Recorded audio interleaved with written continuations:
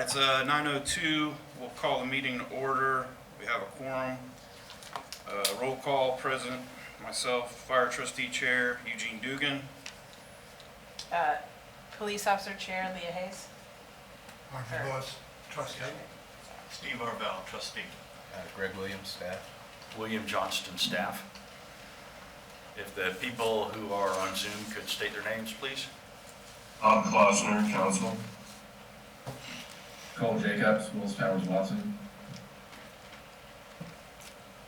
Brian Philbin, Nuveen. Zaire Probability Nuveen. Melissa Rodriguez, Pension and Retirement Analyst. Thank you. All right, we have an agenda before us. We would like to modify the agenda, moving straight to board attorney updates and jumping into the disability retirement of Ronald Pinkston. Is there a motion to approve the agenda as adopted or modified? Second. There's a motion and a second. All in favor say aye. Aye. Any opposed? All right, the motion passes. We have the minutes from last month. Oh, no, I'm sorry. What was it, September? September. Everybody's dispersed the minutes. Is there any objections to waiving the reading of the minutes? Motion to waive. All right, so no objection. All right, motion to waive them. Second. All in favor say aye. Aye. Aye. Okay. The minutes from September reading is waived, and we'll jump right to you, Bob. Thank you. Fortunately, there's no news out there in the world that is currently affecting you or is likely to in the short term. So, to that extent, I don't have anything to report. There obviously was some email exchanges between one of the trustees, Trustee Markell, and me after the last meeting. I am working on an application policy plan, which has a specific provision in it requiring an application as the starting point for the payment of a benefit. The police and fire plan is silent at that point. Obviously, it's important to have timely applications and also timely notification. So if I had spoken with William about the possibility of briefing in December just to focus on this vested separated issue and the adoption of a policy, and I've drafted an application. So unfortunately, I had a computer meltdown. I am on the road, and my ability to move the document is currently being repaired by someone else remotely. But I'll have those distributed if we go to the meeting in December. We could do it then or address it in January. I mean, I appreciated Trustee Barbell's comments and his concerns. I still think I gave the correct legal opinion. Actually, I know I gave the correct legal opinion. The only other issue is on the question of Mr. Pinkston. And a question was posed to me, if he's granted a non-service disability, but he wants to further pursue a service disability, whether it is legal. Under the law that governs our plan, not just the city code, but state law that governs the plan, Mr. Pinkston would have the right to seek review in the circuit court. It's called a petition for certiorari, but it's really an appeal of right. And it does have to be accomplished in a particular fashion, which is spelled out in Rule 9.100 of the Florida Rules of Appellate Procedure. And the burden of proof at this level, and if he is dissatisfied with the result, the burden of proof would remain on the participant in an appellate proceeding. We always caution folks who are dissatisfied applicants on appeals because 185 and 175 both provide a loser pays attorney fee provision. We had someone who successfully appealed the decision of Tampa Fire and Police, and he's on the hook for $47,000 in legal fees to the fund, which they're in the process of collecting. So I always caution that that's a thought which should be considered prior to any appeal. That was, Bob, that was legal fees in an appeal, correct? Yeah, that was the Okay. legal fees at the circuit court, and then Okay, when that individual lost at the circuit court, he also took it to the district court of appeal, which covers the Tampa area, which is the second. And we lost the court awarded fees there too. So I mean, it proved to be a very expensive proposition for the unsuccessful participant. But what will happen is whatever you decide regarding Mr. Pinkston, I will draft an order which reflects, which we're required to do. 112.66 says when a participant makes a request for benefits from the plan and there is any kind of either formal or informal hearing consideration on it, the board has to issue a written explanation of what it does. The case law is developed by saying you ought to just do an order that here's what the evidence was, here's what the board considered, and here's what the board decided, yay, nay. And then at the end, the law also requires a very specific explanation of appellate rights should the participant choose to do so, if he's dissatisfied with the result. okay. Did the board have any other questions related to the disability? Bob has to leave it for another meeting here shortly, so he won't be able to. Yeah, I apologize because with the hurricane that fortunately didn't materialize in South Florida, I think you probably got some really bad weather. And then we had to focus in the Daytona area. All of our meetings for last week were canceled. You know, of course, everybody thought we don't have anything else to do. And they were randomly rescheduled for this week all at the same time. So even with, and we're adding another lawyer come January, so even with 8 lawyers, we're all doubled up on meetings this week, So Bob, yes, I have a question. I believe the initial application for Mr. Pinkston was line of duty. And Yes. can you correct me if I'm wrong, our 3 options on line of duty are approve, deny, or request a medical hearing? Is that correct? You can approve, Mm-hmm. you deny line of duty and grant non-line of duty if you believe he is permanently totally disabled, but from a cause other than his service with the city of Gainesville, you can grant a non-service, Okay. or you can defer action and refer him to their medical examination. Okay. Those are your options. So it's approve line of duty or not line of duty, deny either, or defer to medical, or what was it, medical? Further medical review. Further medical review. Got it. On the issue of line of duty versus non-line of duty, you should have separate motions. Mm-hmm. If you believe you want to grant line of duty, there ought to be a motion to grant it, or if one believes that it shouldn't be line of duty, make a motion to deny line of duty. Gotcha. Disabled, but from a non-duty related cause, then a separate motion would be to grant a non-duty related disability. Or if you think he's disabled, then a motion would be to pay any disability retirement benefit. Or lastly, if you have medical questions which are not satisfied, answered by the materials that you have before you, a motion would be to refer to staff to get further medical care. Steve, did you have a question? Yes, I did. And Bob, I hope I didn't get you too mad at me in our email exchange, because I did end with, I want everybody to know, I respect his legal opinion, I didn't necessarily disagree with it. I do want to tell you what I took exception with. And Bob, you know this is what I took exception with. Steve, I've known you a long time. So, it wasn't with this, it was with... I'm also old, so No. I don't get offended that easily. Yeah, you and I, we're like water, it's water off a duck's back, I get it. Absolutely. So it was the assertion that the reason these individuals didn't meet their didn't apply on time was they got bad information from staff. I am essentially tired of listening to folks dump on that. In both cases, they were clearly identified. And in fact, in Miss Taylor's case, she reached out to us in 2018 because someone had told her because the plan changed, she was eligible for her benefit earlier. We responded and sent the plan to her in 2018.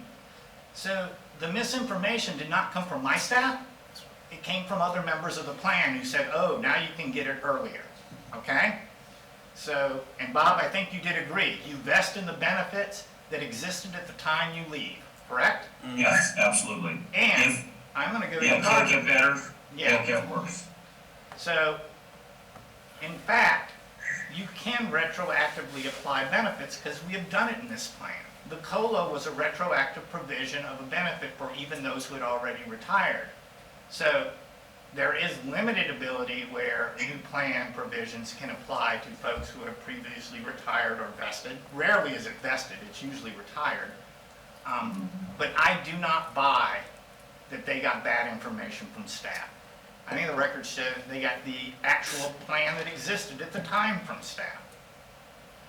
So I have no problem because, as you know, it's not a money thing because the plan is funded as of that date.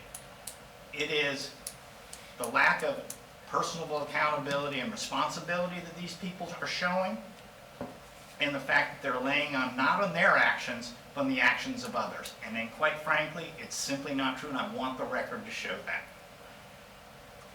And now, the question on the disability, which is really why I raised my hand. He initially applied as an inline and related to a condition that he has since been determined to have been service-connected, because he received a disability from the VA. How do we... Meaning service-connected from military. Military. And there is a provision about disabilities related to military services not being allowed in this plan. That's correct. He could receive, if you hired him and he was functional, and needs to be functional through the passage of time, but the cause is service in the military, he would be eligible for a non-service disability retirement. Okay. If the primary cause of his disability is his service in the armed forces, even though we hired him, I don't think that's a service-connected disability. Let me just distinguish something. If a police officer gets hired and they have a pre-existing administration-approved disability, but they've been shot, where they get hurt in a car accident, that's completely unrelated in cause to the military issue. So they could be eligible for a service-connected disability retirement. Same thing for a firefighter who had all the same conditions, but got hurt in fire or otherwise responding to an emergency call. That also is a separate, independent, intervening event related directly to the service as a firefighter. So I just wanted the board to be clear on that issue.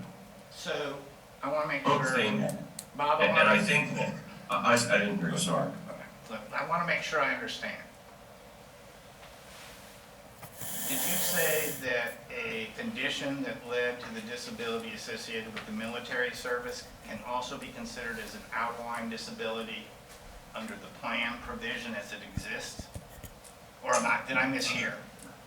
It could be considered a non-duty related cause. So Because you can double dip up two publicly funded retirement plans on the same condition. There is an exception. Great. There's an exception for military pensions. Okay. On receipt in 112.65. Bob, I have a question. Yeah. The statute requires 10 years of service for a non-line of duty disability. He doesn't have 10 years of service. Am I missing something? I didn't know, I don't have his file in front of me, so. He has just- 6.1 or something? Let me see that. Did it say you had to have 10 or it treated you like you had 10? I think it says, once you've achieved 10 years of service, then you can, If after 10 years of service, the disability is other then in the Yeah. line of duty, the police officer's monthly benefit shall be accrued. So does that make him But shall not be ineligible? less than 25%. A member becomes permanently totally disabled as defined in 2B. It's down towards the bottom. It's in, Five. That's fine. subsection 5, the last The time- part of that paragraph. Wait now. He's looking at the plan. I'm looking at the plan, I've got it on another So- screen. So you can have a benefit that's better than the minimum. You can't have something that's worse than the minimum. And what you're looking at is That's the minimum correct. qualification. Okay. It's the greater of the accrued benefit or the statutory minimum. You can't, in other words, there's a not less than, but there certainly could be a greater than if you have accrued service. Essentially, So the if after 10 years of service doesn't matter, that's not a requirement for him to have 10 years of service? The plan can adopt a lower trigger Okay. for out of line. I think, yeah, Bob, I think that's do what have you're a lower looking at. trigger. Yeah, I think it's 5, correct, Bob? Yeah. Okay. Section 5, subsection 5 of 2-600 says the benefit payable to a member who retires with a duty disability gets a benefit of not less than 42% of average monthly earnings. Now, if somebody had been there long enough, say, to accrue 50%, Right, it's, now the 42% that's in uh, line. floor is actually tax exempt. Above that, it's not, because it's just considered wages. A non-duty disability, you get at least 25% or some greater number. And that's taxable, because it's simply considered an early retirement. That's how the rest is. So I will also I tell you, don't we don't see get a, tax advice. I don't see a 10-year requirement for No. non-line of duty. I think it's 5, Bob. At 5. Yeah, Yeah, E, 1B, lowercase Roman numeral 2. You have a very generous non-line of duty, that's it. so, Really? yeah, Bob, I would also point out the benefit itself is not as generous as you'll see in other plans for not in line. While if you get it true. earlier, it's a lower amount, okay? So, I don't know what went into the discussion of 5 versus 10 when we were meeting the minimums, but there are two sides to that coin, Bob, is all I would like to point out. I don't disagree. I think that it is Same more thing. than what you see in some plan. I will tell you that 5 years to get the non-line of duty is unusual. Most plans are a statutory required minimum of 10. And cities can grant greater benefits than the statutory minimums and still keep the chapter money. No one's do more. That's why the statutory minimum multiplier is 2.75. There are a lot of plans which are higher. So, And there are plans that are lower That's- because they had an amount set correct. in the plan. So, but Bob, and this is really, to change that after, would, to increase the amount of time, you're not thinking that's a change in the plan that might trigger the premium tax at risk? Because at the time of the minimums, we had something less than that. But in order to get sideways with the minimums, you have to have chapter money here to pay for the increase too. The minimums are only required if you've got chapter money to pay for. I didn't frame the question very well. I'll figure a better way to do it and ask you. But are you clear on what Mr. Pinkston's options are? I am. Anybody have any, what do you have, Lee? Do you have another question? No, I Alright. can't. Are you planning a meeting in this? I don't think you currently have a meeting scheduled for December. correct? No, Bob, we don't, and I believe we were gonna discuss it before we closed out today. If the only pressing item is correct or modifying some of our notification stuff, or I don't know why that couldn't wait till February. That's fine. I don't think we have any. I'll come to the February meeting. Okay. But if something else comes up, today during the meeting, we'll let you know. Okay. Sounds good. Does anyone have any feelings otherwise? I'm out of the country for 2 weeks. There we go. First 2 weeks of December. So, all right. Yeah, I think that's the plan, Bob. Unless something changes, we'll just plan on meeting in February. Okay, sounds good, and I'll distribute the recommended materials for me to your staff, and they'll distribute it to the trustees. And of course, as always, trustees, you can call me directly, just pending matters with each other. All right. Well, thank you, Bob. Appreciate it. Thank you.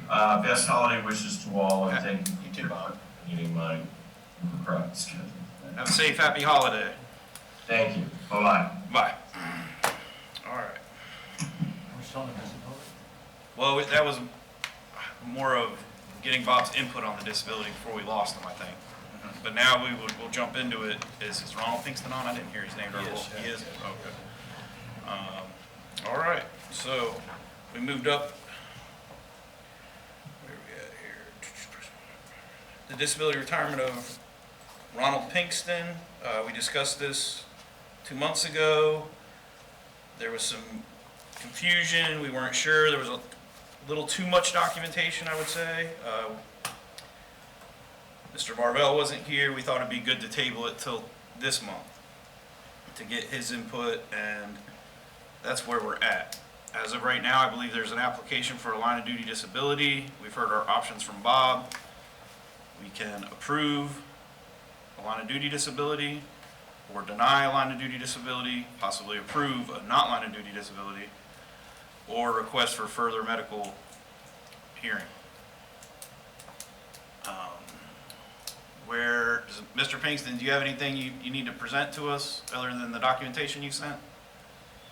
No, sir, not at all. Now, I'm not disputing the not in line of duty disability. I strictly applied based on the information I had at the time. If the board is inclined to approve the non in line of duty, I'm absolutely fine with that. Okay, and to recap for last time we met, when Mr. Varvel wasn't present, we discussed that you are collecting a disability from the government for some service-connected. Included was some mental health issues, but not necessarily diagnosed PTSD. This claim you're making with the city, and I'm sorry, you were given that disability after you started working for the police department, correct? That's correct. You did not join the police department with that military disability already, correct? I did not have military disability when I went to work for the police department. I actually applied for the VA disability in 2019. Okay. Yes, sir. And this disability claim through the city is specifically for PTSD, is that correct? That is correct. That's correct, yes, sir. Steve, what you got? Questions? I have nothing. All right. Does anybody have questions on? I had a bunch, but the attorney cleared a lot of it up. Oh, okay. All right. Let's see. This is the paperwork here. I'm sorry, William. This is What was included Andrew in the packet from Shands, correct? was paperwork that risk management had given to us that they thought was relevant. Okay. So there's a bunch of stuff in the Dropbox, Eugene. No, yeah, we Way more than couldn't decipher through that last time, so that's why we asked to condense it. So a new Dropbox file Yeah, I saw was that. created, and Mr. Pinkston put documents in there that he thought were relevant. Risk management did the same thing. And this is, Mr. Pinkston, is this Sky, who's Andrew, the physician? Andrew Sky? Dr. Shachuk was my Shachuk. physician at UF Health. I now go entirely to the VA, but prior to moving over to the VA, I was being seen by UF Health. Dr. Shachuk was my primary care physician at the time. Okay. And this is it, this is the doctor saying that you are, does it say intermittent and permanent on duration? Limitation? Okay. And the Anticipate for situations of training. emergency medical report was the IMA. Yep, correct. Okay. All right, well, I guess we'll I have jump. a few questions. There you go. Mr. Pinkston, how long were you in the military? 10 years. Okay. And were you ever deployed or see combat during that time? No, ma'am.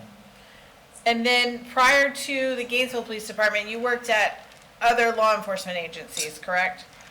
Yes, ma'am. Where did you work and for what duration? From 1992 to 2005, I worked for the Union County Sheriff's Office. From 2005 to 2012, I worked for the Alachua County Sheriff's Office. And then I did an early retirement with them. My parents were terminally ill, both parents. And so I did an early retirement with them. I worked for college for a couple of years and then came to GPD. Okay.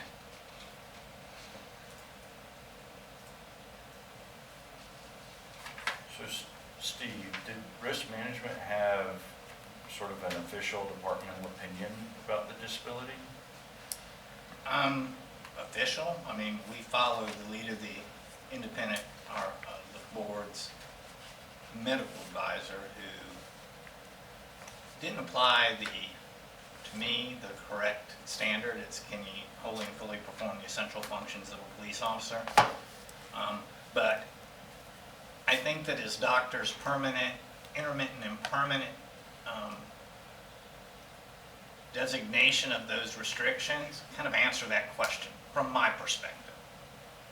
That if these, and there's no reason to question his provider, he's been seeing him for a long time, if these are real and permanent and intermittent duration, there's a bunch of boxes checked there that have been determined by GPD to be essential functions of performing the work of a police officer. So, our belief is that, yes, he meets that threshold of wholly and fully able to perform the essential functions of the job. We don't have an opinion in line out on it. Because the waters are very muddy on this one. So, that's really a board decision.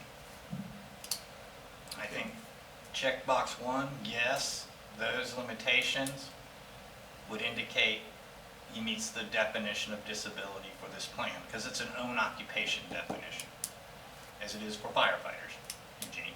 So, but as to causation, there's a lot of stuff checked on there that there's no evidence that it's connected to his work as a police officer with GPD, Officer Pinkston. So, not with his other law enforcement. So, but, what did Bob say? He was hired, he was able to do the job for 6 years, and he can't now. So. Okay. Is there a motion to approve a line of duty disability for Mr. Ronald Pinkston? Seeing none, hearing none. Is there a motion to deny a line of duty disability for Mr. Pinkston? Yeah, I'll move that. I'll second. There's a motion to deny a line of duty disability for Mr. Pinkston. It's been seconded. Under further discussion, I think we've done quite a bit of discussion on it. There's definitely already a history of mental health apparently tied to prior service in the military. We've discussed the gray areas with having disabilities, making a disability from the city. It's a provision that you cannot receive both, but the PTSD may be different, and that may have gotten worse since he worked here. He did have a clean bill of health. I agree, I do not believe he's disabled because of his service, strictly here for GPD. I agree. I don't think that there's any evidence to support that PTSD stemmed from the one incident that he referred to that happened at GPD. I just don't think that there's proof of that. Mr. Varvel, you weren't here. Did you know the incidents that were listed? Yeah, oh, yeah. Okay. Yeah. I just want to make sure everyone knows all the information. That could have been a trigger. Could have been triggered. Okay. No further discussion. All in favor of denying the line of duty disability for Mr. Pinkston, say aye. Aye. Any opposed? Okay, the motion passes. Is there a motion to, sorry, go ahead, The non-line of service disability. to approve? To approve, correct. Okay, there is a motion to approve a not line of duty disability. Is there a second? I'll second it, There is a second. Okay, under discussion? because I want to have a discussion about it. All right, well, we're there. Did you say you want to have a discussion? Yeah, so do we feel that there is reason to deny it? I mean, is there any evidence to deny and not in the line of duty disability? So, with that provision about having similar disabilities from prior service in the military, that may have been a reason, but Bob has already pointed out to us that, go ahead, Steve. Forget anything related to his VA Right. application. That left side of that box up there are physical restrictions. I mean, from my perspective, that is what triggers the not in line, Trustee Hayes.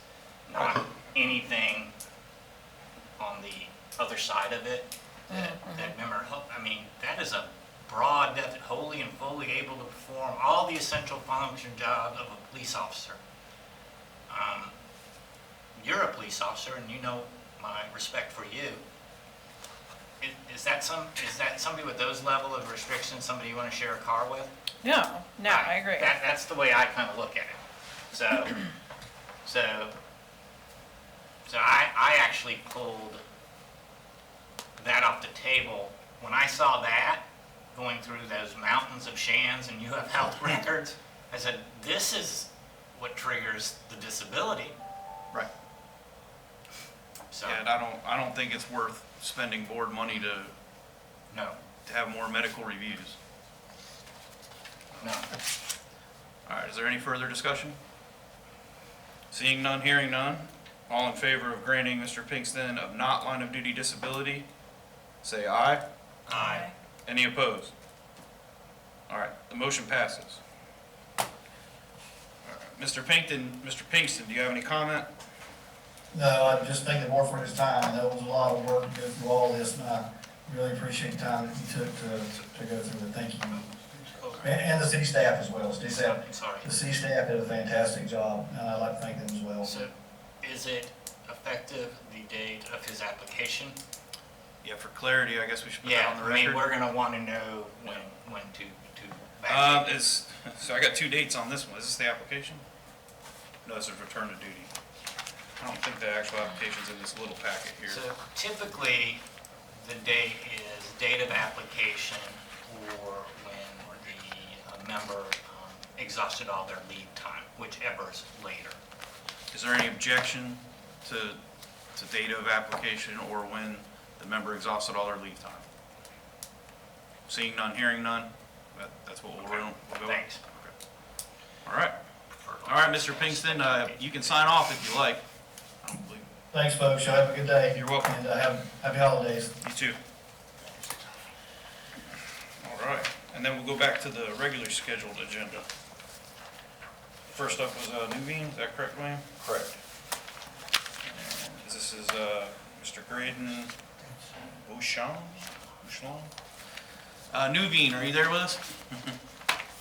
Yeah, we're here. So Brian is actually going to be the one presenting today. Brian Tilton is the dedicated fiduciary for the U.S. Cities Industrial Fund, and on behalf of the client team on our side, we just want to say thank you. You know, we're very excited for your plan to be on board, and you know, cognizant of your time here, I'll kind of hand it over to Brian to sort of give you an overview of the industrial sector.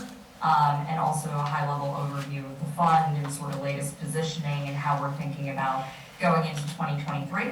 And feel free to chime in with any questions that you have. Brian and I are happy to address.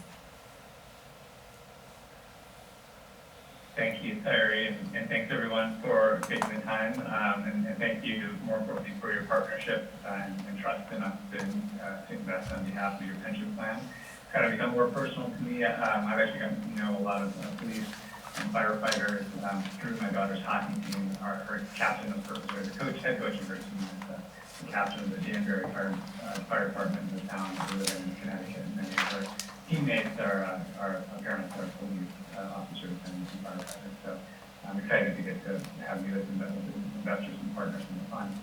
I'm happy with respect to the presentation. I'm happy to control the slides or leave it to you. And if I can maybe just refer, if you would like prefer to run it, if I can just refer to page numbers, whichever, I'm happy to do that as well.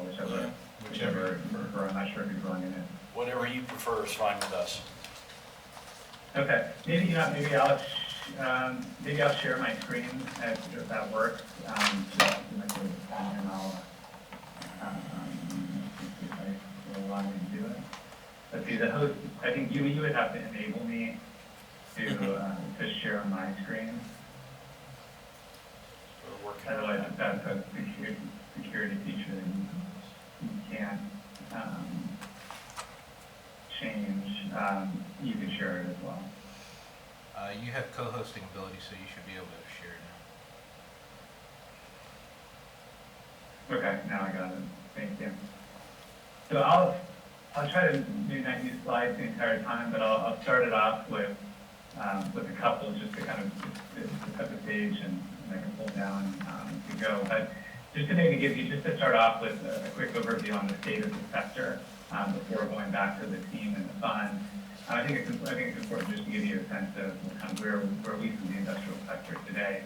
I think big picture, what we're excited about is the overall sector fundamentals remain very strong, and we anticipate that the strength of those sector fundamentals will persist into 2022, starting to 2023, based on what we're seeing today. And just kind of to put it in perspective, Walmart, some of the big retail companies are starting to report their earnings for this quarter, and Walmart exceeded expectations as a result of the strength of consumers continuing to shop both online and in stores. Similarly, Lowe's reported their earnings this week that beat expectations. People are continuing to spend money with remodeling their homes, and in fact, we believe that there's a significant backlog that's going to result in the continued demand for home improvement for the next 12 to 24 months. And so what that really means is that demand for industrial space is resulting in low vacancies and new supply getting leased more quickly. And so these charts just show, I think, the health of the overall supply and demand for industrial space that's being driven by tenants such as Walmart and Lowe's. I think further illustrating how healthy the fundamentals are, what we often look at is how well leased buildings are in comparison to the past. So if you look at industrial, and what this slide shows is it shows the industrial sector compared to apartments, retail, and office, and how their vacant offices, their vacant space compared to similar compared to space prior to the pandemic. And what you see for industrial is in all of the major top 50 markets, the industrial vacancy or available space today is less than its historical average, which is a really positive sign as a landlord and an investor, because it allows us to raise rent more rapidly for the users of the space. Again, users such as Walmart and Lowe's. I think again, what's important is that there's a difference across size ranges, and the U.S. Cities Industrial Fund strategy is to invest in smaller buildings located closer to consumers that are going to be used by Walmart, Target, Amazon, at last point of distribution before the packages go to your home, as well as Lowe's and Home Depot for servicing home builders, contractors, and residential remodelers. And so they target those smaller buildings where the availability of vacancy rates are even more favorable than for the larger buildings. You may have heard headlines within real estate broadly that there has been a lot of construction, particularly in the industrial sector, as a result of the demand over the past 2 years. Most of that construction has really occurred in the larger buildings, so 500,000 square feet, 1 million square feet, or 1 million plus square feet. And that's really where there's a potential risk of oversupply if we do go into a more significant recession. Where we're focused is the sub 500,000 square foot buildings, and that new construction is much more balanced and in line with supply. So there's less of a risk of there being excess space that becomes available on the market in a recession that would have to be discounted in order to entice users to use that space. And then more specifically within the U.S. Cities Industrial Fund portfolios, you can see from this chart, just in terms of the number of assets that we own, they're primarily that sub 500,000 square foot, sub 500,000 square foot range. We only have 4 buildings that are over 500,000 square feet. Those are referred to as bulk buildings. So what we focus on are called light industrial buildings. Just in terms of, again, the health of the overall sector, a lot of retailers do have excess inventory today, but it's a lot of the wrong inventory. So you'll see headlines perhaps Target offering large discounts, or you may have seen in your own personal experience, you're getting a lot of emails for early Black Friday sales. So a lot of retailers are trying to clear out the wrong inventory from their inventory channels in their warehouses. However, overall inventories are actually lower than they are relative to their sales on a historical basis. And so a big part of our thesis is that as a result of the supply chain disruption that we've experienced through COVID, many tenants are actually going to hold more inventory on hand going forward once they get the right inventory in stock, and that's going to result in continued increase in demand for industrial space long term. And e-commerce continues to be a major tailwind for the industrial sector. There was a significant amount of demand that was pulled forward as a result of COVID, and some of that has, as a percentage of retail sales, has fallen back down as we've all gone out and started to shop in person again. But in terms of the long-term trend, e-commerce will likely continue to be a larger percentage of retail sales over time. And what's important to know is those e-commerce sales require 2 to 3 times more warehouse space than in-store sales do. And so that's been a big driver, a secular driver of industrial demand, and will continue to be a driver for the foreseeable future. Demographics, again, are an important driver of industrial warehouse demand. And I think what's important to note here is the biggest users, the biggest buyers of e-commerce are online, are younger the younger demographic. And so while they, on average, earn less money than the older population, they spend a significant greater percentage of their disposable income on shopping online.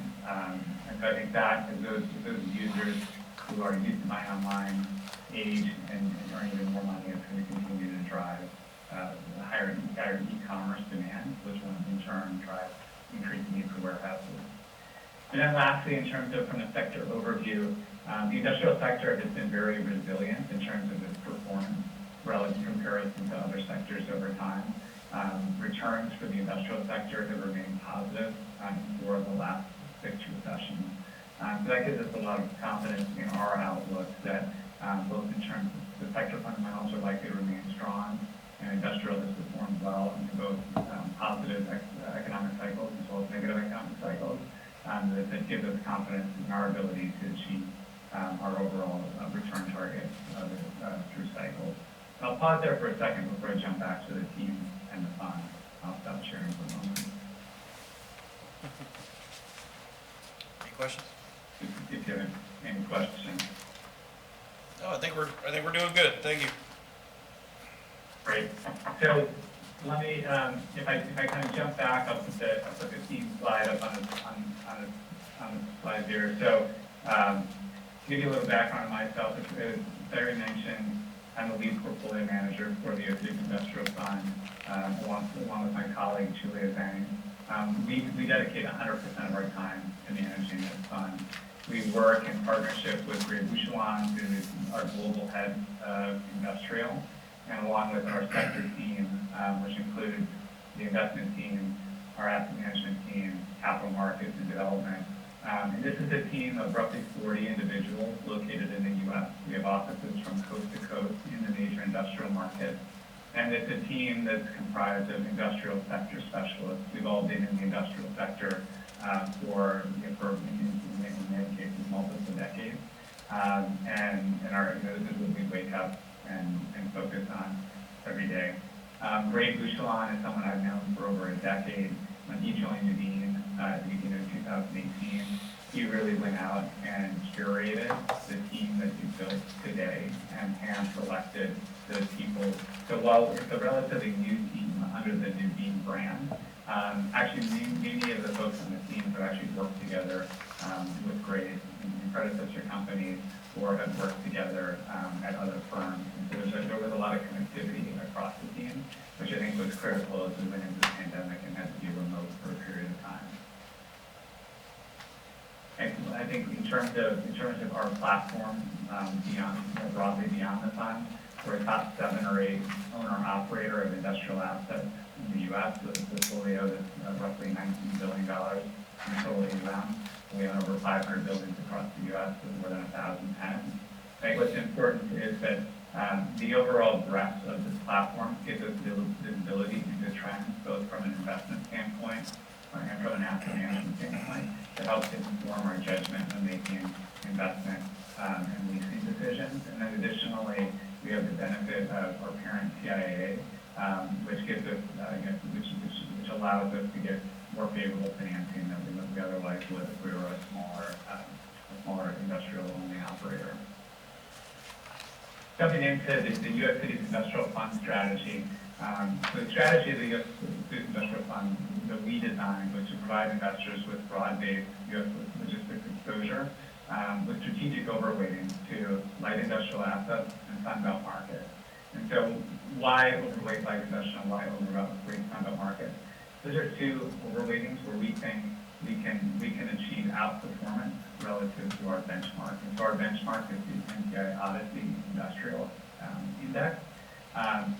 That in comparison to the benchmark, we're targeting overweight to light industrial, as we mentioned, of those smaller buildings where the rents are increasing at a faster pace than the warehouse market overall. So we're targeting at 3 times overweight to the light industrial subsector.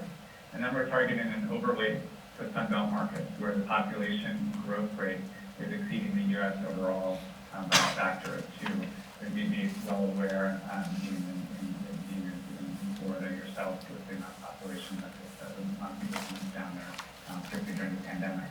And that population growth is really driving increased demand for industrial warehouse space, particularly for light industrial buildings. It is a core strategy, so we're not taking significant development risks like some of our peer funds are. We're targeting 5 to 15% of the fund being development or value add repositioning over time. We're currently, to date, we've been roughly 2% of gross asset value. The fund is a low leverage fund, again, consistent with this core strategy. We're targeting 30 to 40% fund level leverage long term. However, given the current economic environment, we've elected to de-lever the fund, and fund level leverage is now about 26%. We'll bring that down to 22% by the end of the fourth quarter and maintain lower leverage until it's proven to bring that back up into our target range. And then lastly, ESG is a focus of the fund. We're targeting to be in the top 25% of our peers in terms of our GRESB assessment within the next 4 years. ESG has really been in TIAA's DNA since the 1970s, so we need to be a leader in implementing environmental and sustainability aspects where we can within the assets. Overall, our objective is to deliver to investors an 8 to 10% net levered return through cycles while that's at a rate of 3.5% to 4.5%. So I'll pause there to see if you have any questions on the strategy before getting into the current state of the fund and providing an outlook, which I think is most relevant to your investment at this point. Seems like we should have been talking to them in 2020, huh? Okay. Well, I think so. A little bit of where we came from. So yeah, we launched the fund in February 2020 with a large seed portfolio and a small group of investors. Again, targeting, aggregating the portfolio with high quality tenants and durable cash flow. With that objective of achieving an 8 to 10% net return and 3.5 to 4.5% dividend yield. We launched with about a $1.2 billion seed portfolio consisting of 44 assets located in 12 strategic markets, largely consistent with our strategy. However, it was overweight Southern California and it was overweight bulk assets. So what we promised to those initial investors is that we were going to reorient the fund portfolio by making new investments in Sunbelt markets that we weren't in and increasing our exposure to those that we were in that we wanted to grow in. Well, we reweighting the portfolio from being overweight bulk assets to those larger 500,000 square foot, 1 million square foot buildings to being overweight smaller light industrial buildings that are located within the population base. So if we fast forward to today, what we've accomplished is we've grown the portfolio to nearly $3.5 billion in gross asset value. We'll be close to $1 billion by the end of the year. $2.5 billion in net asset value. We've raised capital from, we raised about $1.6 billion of capital from 30 global investors to acquire a portfolio of nearly 18 million square feet located in 18 markets. And we've delivered performance that far exceeds our target return. We delivered nearly a 52% fund level return since inception while paying a 4.5% net distribution yield distributed quarterly. And this next slide really shows you the current state of the portfolio that we will pro forma for assets that we have under contract. It will grow to about $3.9 billion by the end of the year, first quarter of next year. It's only 22 million square feet located in 19 markets. We'll be overweight Sunbelt, so we'll be at 70% located in Sunbelt markets consistent with our strategy. And we'll be overweight, and we're overweight light industrial, about 60% of the portfolio will be light industrial. Again, consistent with the strategy that we outlined when we launched the fund. There's been no changes. We've done what we promised we would do for investors. Again, while the overall industrial sector has certainly done very well since over the past 2 years as a result of COVID accelerating many of the favorable trends, we've outperformed and generated alpha. So on an unlevered basis, we've delivered nearly a 32% return to investors and outperformed our benchmark by nearly 500 basis points. And that outperformance is not over a short period of time, it's over a long period of time. And so from our standpoint, our outperformance through multiple economic conditions and over multiple periods, years, almost 3 years at this point, really validates the strategy that we've developed and the team that's been executing it.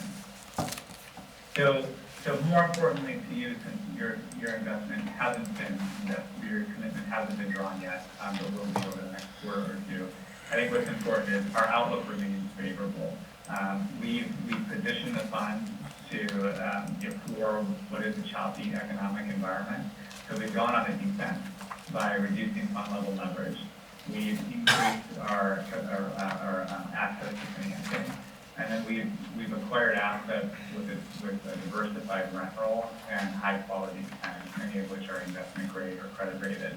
And then we're also in a position where we're going on the offense. So we're focusing on making sure that we collect all of our contractual rent from tenants. There's an opportunity for us to increase rent as leases expire. So many of the because the rent growth has been so strong in industrial, we've had an opportunity in some cases to double the rent on our largest tenant brand most recently, which results in increased cash flow available for distributions as well as driving increased value of those assets. And then we've adapted to the market dislocation by taking advantage of others who've been source sellers of assets in this market to acquire those assets at repriced values over the past, that will in terms of leverage, as I mentioned, we're really focused on de-risking the portfolio and positioning us to outperform going forward. So we've reduced leverage since inception. We've reduced it by another about 400 basis points between now and the end of the year. We'll focus on aggregating the portfolio with a very high-quality tenant base. We will see our top 10 tenants on this slide, many of which you would recognize. I think importantly, as I mentioned, we have limited exposure to Amazon, to large tenants. So we only have 4 buildings greater than 500,000 square feet. And we've recently executed leases for those buildings, kind of de-risking the portfolio. But most importantly, we just executed a lease with Dean's Brand where we have a 1.3 million square foot building in the Inland Empire that's critical to their undergarment distribution. Their in-place rents were 46 cents a month that are expiring in November of next year. They've been talking to us for almost the past year about trying to renew that space early because of a lack of available alternatives for them to go into. They ended up proposing to us a renewal that more than doubled their rent to $2.5 with 4% annual rent bump for a 5-year term. And so we essentially have no large tenants expiring as we potentially go into a recession. The rest of the tenant base is diverse in terms of industry and more granular in terms of the size of those leases. And I think importantly, more than roughly half of the tenants are credit-rated tenants, and a third of the tenants are investment grade.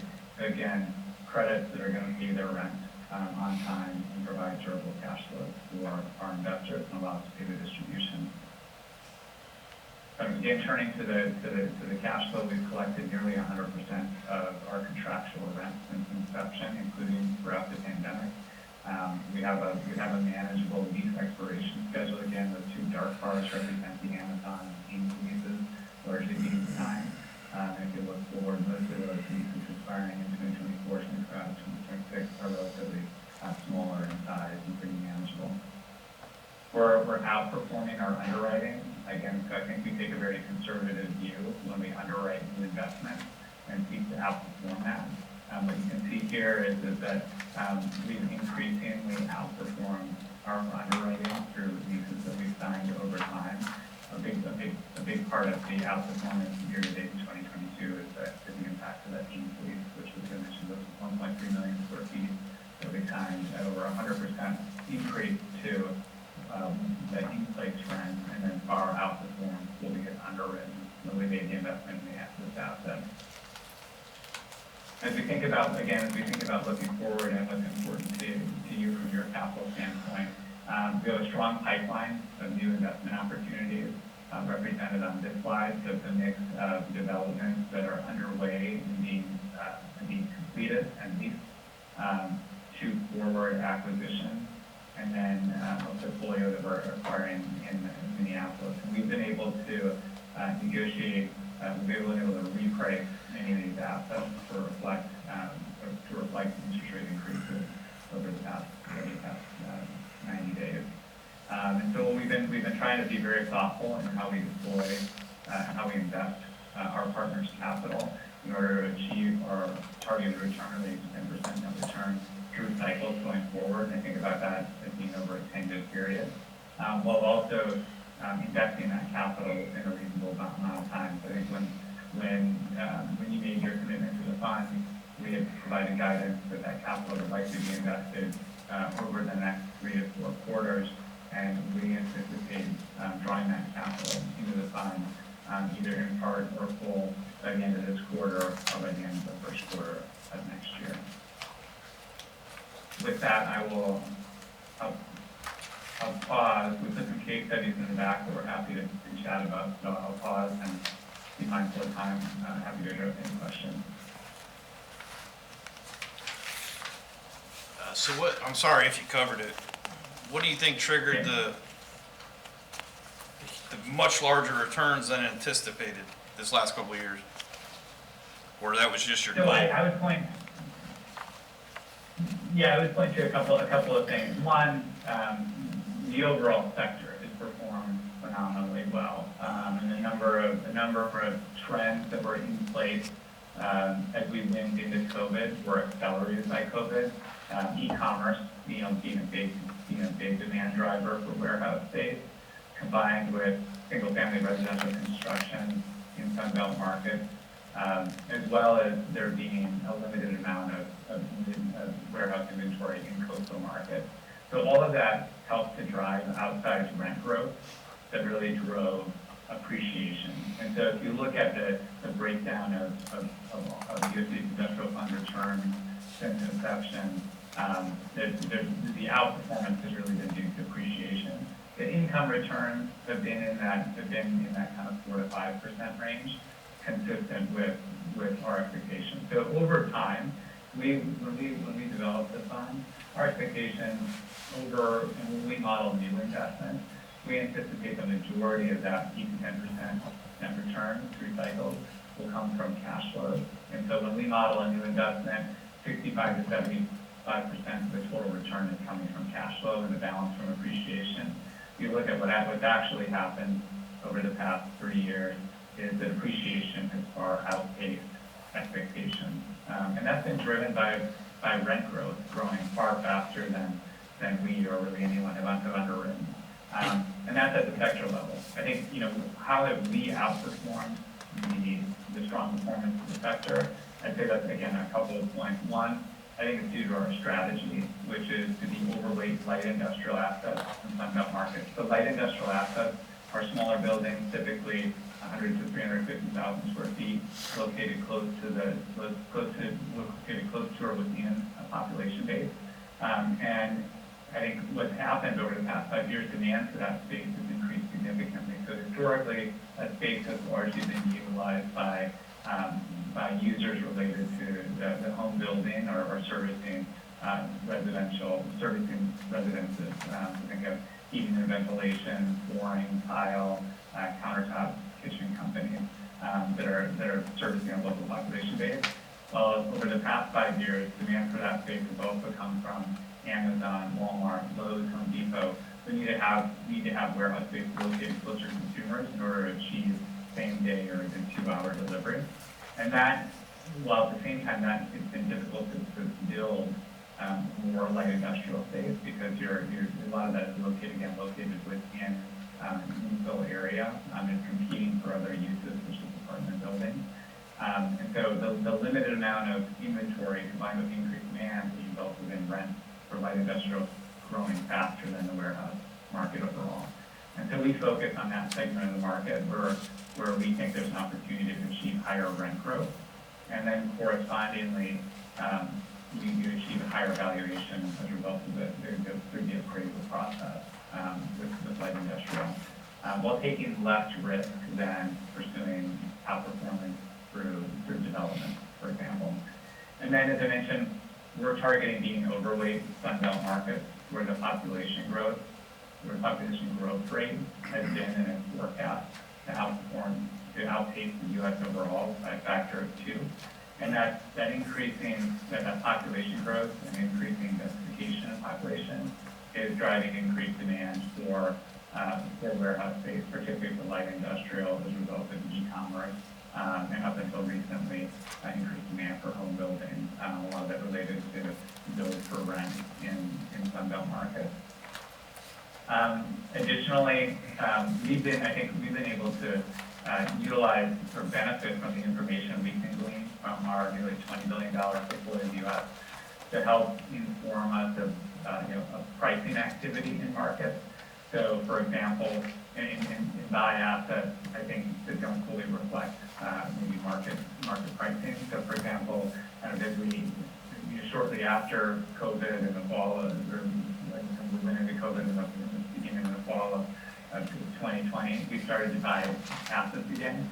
We actually saw pricing trends in our broader portfolio that weren't reflected in some of the Florida markets. So we started buying assets in Tampa and Lakeland, Orlando, that were then immediate at a discount to the appraiser's view of price, and we were able to get an immediate markup on those assets. So if you look across our portfolio, on average, in the quarter that we made an acquisition, we've achieved a 5% appraisal uplift because of how we've been able to buy assets, largely off market, through relationships. So we bought smart, and some of that's been informed by the trends that we're seeing in our portfolio. Then from an asset management standpoint, we've been able to execute our business plan in a way that has resulted in us leasing assets at rates that are higher than we underwrote and leasing them up faster than we underwrote, so increasing the overall cash flows to the assets and holding all else constant with higher rent and cash flows being generated sooner are resulting in higher overall investment returns. And so I think we're able to kind of have more influence on leasing and managing light industrial assets with smaller tenant sizes and often smaller tenants than more bulk buildings. And that's another way that we can outperform it through our active asset management approach. And then lastly, through favorable financing. So when we launched the fund, with a strategy to finance the fund largely at the fund level using an unsecured credit facility.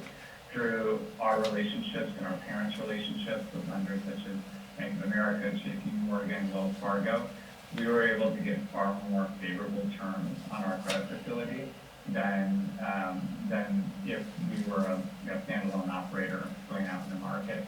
We've been able to upsize that credit facility twice since then on the same terms as when we launched the fund in February 2020, and while at the same time increasing the number of lenders participating in that. And so that favorable financing still exists today in terms of the spreads, the spreads that we're paying over the SOFR rate. I think gives us a competitive advantage relative to others who might not have access to that favorable financing. Today, just given the overall cost, the absolute cost of financing, we've elected to reduce leverage until it's more prudent to, until the financing market stabilize and it makes more sense to bring that leverage back up to our targeted range. But that's also been that's been a driver of outperformance relative to our targeted returns. So it's really strategy, our being able to utilize information from our larger portfolio from an acquisition standpoint, asset management standpoint, and then leveraging kind of our lender relationship with our parent to get more favorable financing. All right, anybody, any other questions? All right, sir. Were you completed, or are you done, or are you still, we're going through? I'm happy to be done. We've left case studies in the back just to give you some examples, current examples of the type of investments that we're making and how we're creating value and generating outperformance. I think the last thing I would leave you with is we have a pipeline. We have about 200 in terms of the undrawn capital that the fund has. It's about $245 million.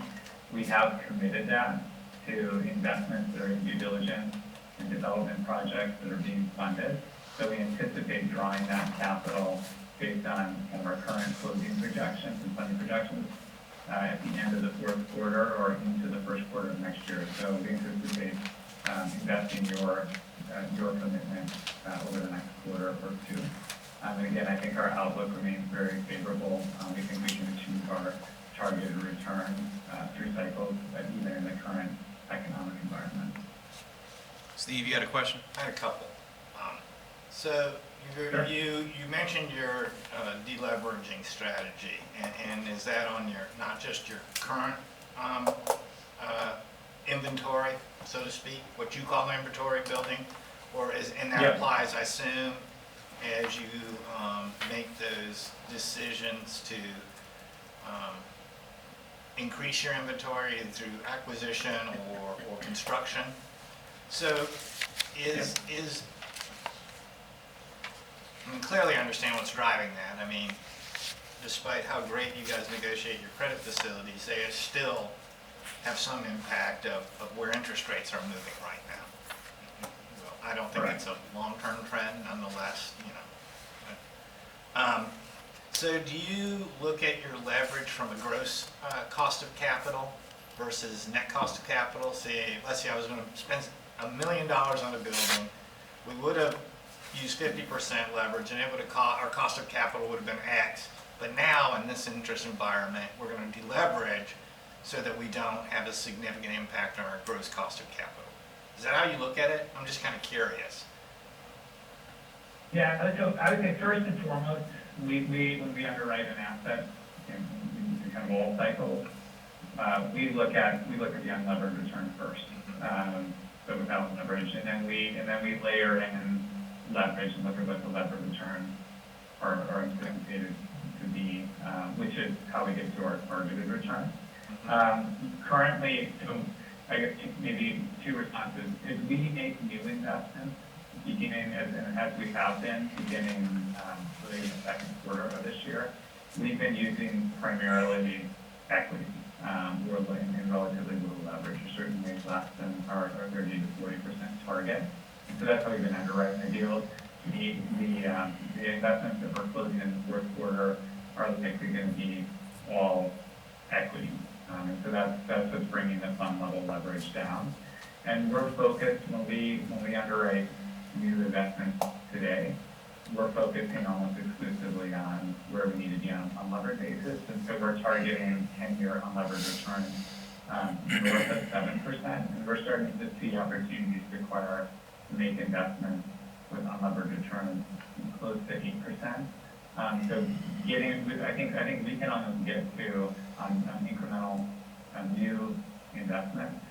We're approaching an 8 to 10% net return on an unlevered basis in this environment. And so I think kind of our view is that we could buy attractively priced assets today on an unlevered basis, and then given the permanent life of the fund, we'll have the ability, maybe 12 months, maybe 24 months, to re-lever these higher yielding assets with more favorable financing in the future. But we're acquiring them on an unlevered basis today that's generating projected returns that are almost in line with our long-term targeted returns. All right. And my second has to do with more of a, back to your discussion about inventories levels being held or at kind of historical lows, supply chain. You don't think there's any fear of these inventory levels remaining at these, where they are, not because of supply chain, but because we've learned how to better manage our inventory levels because we had to. Meaning, I'd rather not have my funds tied up in rental expense versus inventory. Because it used to be inventory was a more efficient way to use your funds than renting space, right? And that's traditionally what drives space. So you have no faith that there will be a lesson learned that we can operate just as efficiency on lower inventory revenues. So I think what we've learned as a result of supply chain disruption is that if you don't have the inventory, you can't sell it. And so when I go out and talk to tenants in our buildings, many of them they would rather have too much inventory as opposed to not have inventory to sell. And so what we're kind of broadly seeing across the sector is that there is a trend of users implementing safety stock, and that could result in, from various research reports, an incremental demand for 5 to 10% incremental space demand for safety stock, and to have the right stock on hand. And then on top of that, what we're hearing from supply chain consultants is that users are actually, particularly e-commerce users, leasing more space, as they want to have more inventory located closer to the end customers. If you look at the overall supply chain cost, historically rent for the warehouses has been about 3 to 6% of supply chain costs, whereas transportation is roughly half, labor is roughly a quarter, and the inventory cost is the inventory costs are the balance.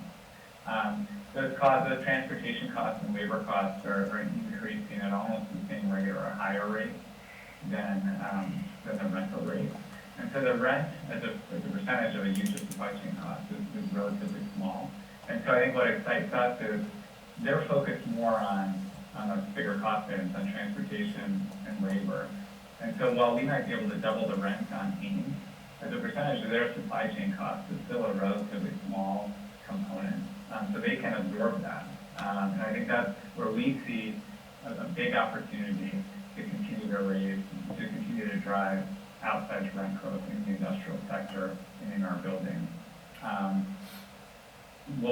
Another thing we're hearing from supply chain folks, because of the increase in transportation costs and labor costs, that's actually driving tenants, not just e-commerce tenants, to take more space because they're trying to locate their buildings strategically, sort of in a way to reduce their transportation costs and be located closer to the right labor. And again, so that I think that increases their willingness to pay more for rent, but the rent represents a relatively small component in their overall cost. All right, fair enough. And Finally, I want to thank you. I'm going to stay away from those early Black Friday sales because it's the stuff that the retailers don't want anymore. So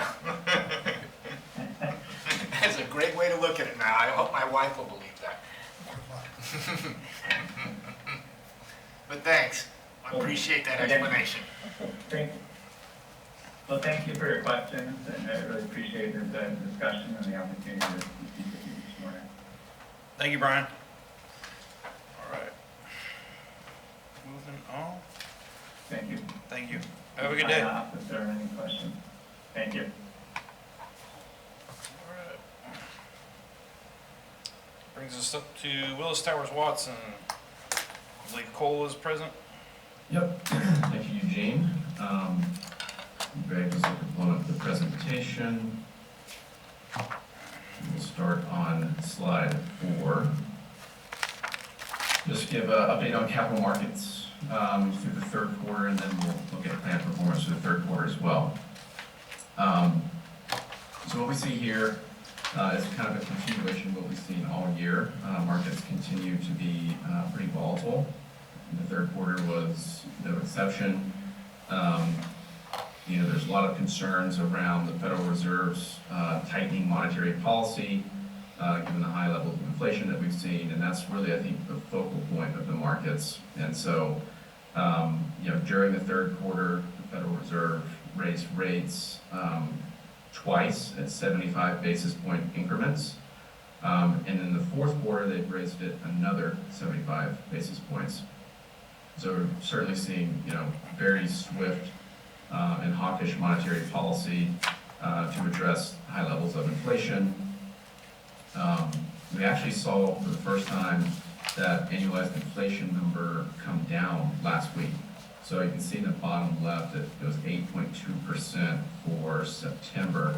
For October, that number was 7.7% annualized. So while still certainly elevated, this is the first time that we saw a significant retraction in inflation, and the markets responded appropriately and enthusiastically. I believe the Dow, S&P were up, like 7 and 10% respectively in one day. So certainly a focal point of markets is what's inflation doing, how's the Fed going to respond, and are they going to kind of over-respond and create a hard landing, i.e. recession into next year. The Fed is meeting one more time in December, and it's expected 80% chance that they will raise rates by 50 basis points. So starting to kind of soften the amount of interest rate increases there. What was the one they did before? How much did they increase it? 75. 75? Yeah, they've done 75 like the last 3 or 4 times. So this one's expected to be 50.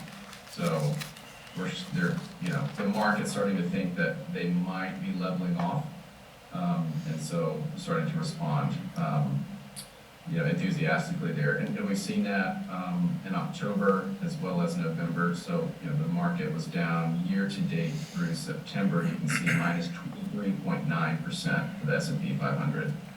October it was up 8%. In November it's currently up 4%. So positive 12% so far in the fourth quarter.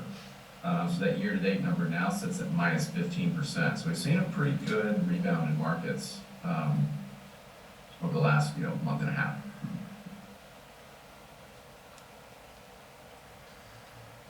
So continue to keep an eye on those monthly inflation numbers and the Federal Reserve's response.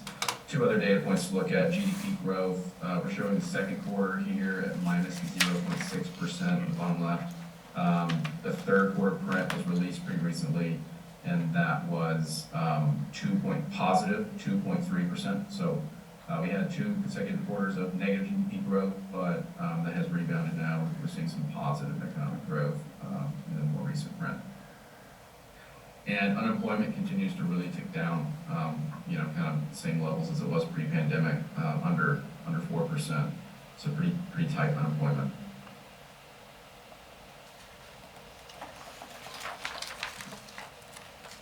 Only other things I think I've mentioned from capital markets perspective, the dollar remains really strong at an all-time high. That's kind of hurt emerging markets and international stocks.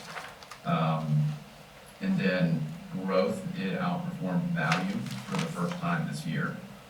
So we had seen value kind of outperforming growth, so we saw a reversal of that. If there are no other questions, we'll jump down to the next slide and look at plan performance. So once again, looking at September 30th numbers here. So we do have our full fiscal year, given that ends at the end of September. So we can see the total plan for the fiscal year at minus 15.4%. It's a little bit underneath the policy benchmark of 13.3%. Not surprising the negative print there, given equity and fixed income markets have been materially down over the last year. So as we kind of go down the line, we'll look at LSV value has been doing pretty well for the most part over the last year compared to growth. You see that LSV is down 12.5% versus Sustainable Growth Advisors is down about 30%. So that shows you how much value has outperformed growth. LSV, pretty in line with their benchmark across all these periods under review. Down about 1% over the fiscal year, but pretty in line. Sustainable Growth Advisors, negative performance, both absolute and relative for the fiscal year. They're underneath their benchmark by about 7%. A lot of that is kind of year-to-date performance has been lackluster, really due to stock selection, and growth has just been a tough environment. You kind of see the same results with disciplined growth investors and the small cap segment. They've kind of struggled to beat the benchmark there.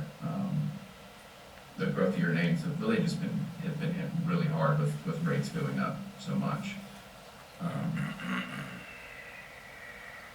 Rounding out small cap segment, LSV performing better in the small cap than they were in the large cap. So fiscal year to date, they're down 11%, benchmark's down 17%. So adding a lot of value there. International equity markets have experienced more of a drawdown than the U.S. markets have. Some of that is due to the appreciation of the dollar.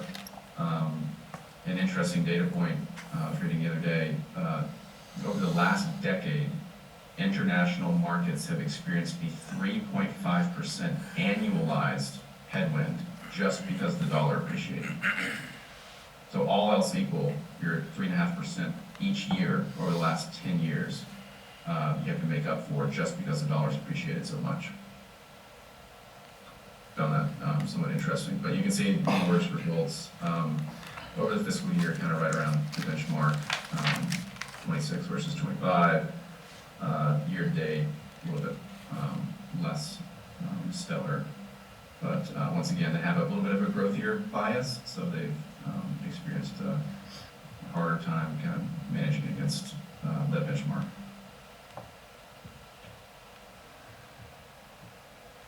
So the income segment is printed on that page, and its return was 5.6% for the fiscal year to date. So certainly, you know, the portfolio has benefited from this income segment, as you would expect, and that's all coming from real estate. You can see in the bottom there, fiscal year to date, real estate segment is up almost 20%. So portfolio is really helping the portfolio during this volatile time. Principal, Harrison Street, you know, performing well together. Principal, remember, is the kind of the four main core real estate markets. Harrison Street kind of focuses on the social core. So, you know, some differentiated markets for both the Harrison Street funds. And you just heard from Nuveen, which focuses specifically on the industrial segment, which, as you noted or saw, that performed really well over the last 2 or 3 years, you know, up almost 50%. So, you know, we think it's a really important piece of this income portfolio is real estate going forward, both from an income and capital appreciation perspective. Alternative credit did okay, minus 3.4% for the fiscal year to date. So, you know, compared to equity markets down 15-16%, it's definitely added some value. Different pieces of the portfolio perform a little bit differently, kind of plain vanilla, high yield, the Aries fund and the bottom fund, that Fallen Angels fund, you know, performing in line with markets. We saw, you know, rates increase so much and credit spreads expand so much, it would be expected that they would, kind of their performance would suffer a little bit, but in line with the market. One Sharp and LibreMax, however, adding a lot more value there in positive territory over the fiscal year to date and year to date, despite rates coming up so much. Cole, is the LibreMax, is that an actual good benchmark to compare it to, or why do we do the +4? We do that because of fees.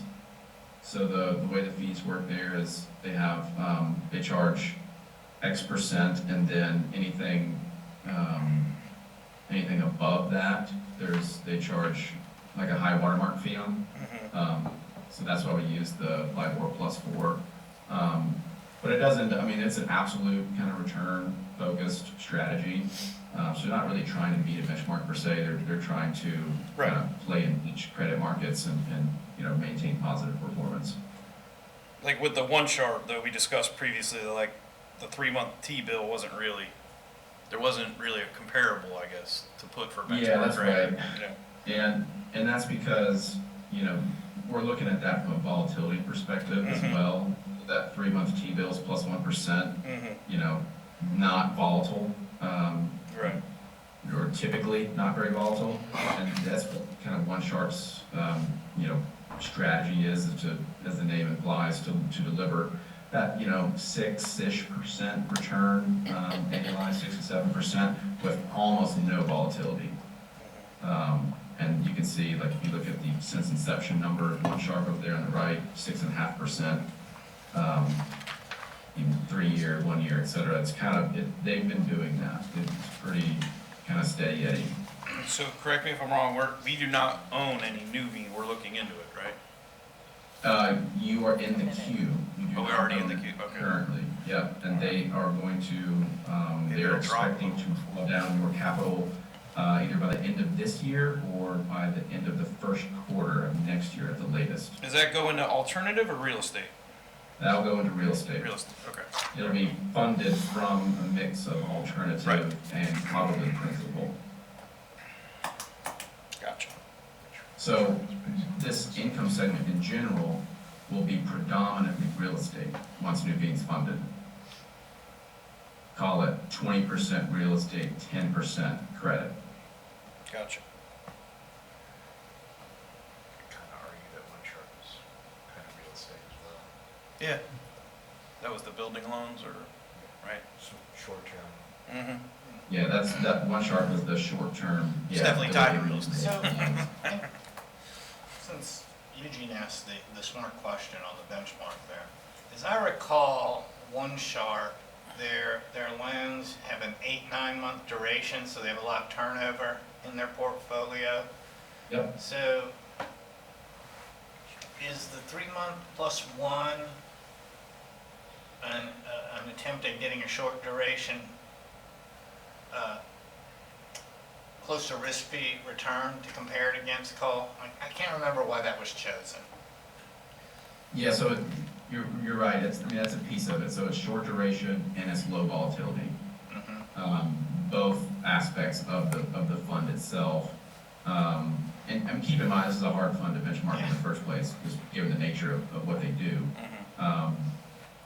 But yes, yeah, the average age of the loan duration of that is, I think it was, 8 to 10 months in the portfolio. So that's another reason of using kind of the 3 month T-bills plus one, and then there's just typically a very low volatility benchmark as well. I guess the reason I had asked, I guess, was just kind of to gauge whether LibraMax was underperforming. I didn't know if that was a good benchmark for it. That's why I remember the One Sharp discussion. So hopefully we're always going to outperform the benchmark on the One Sharp.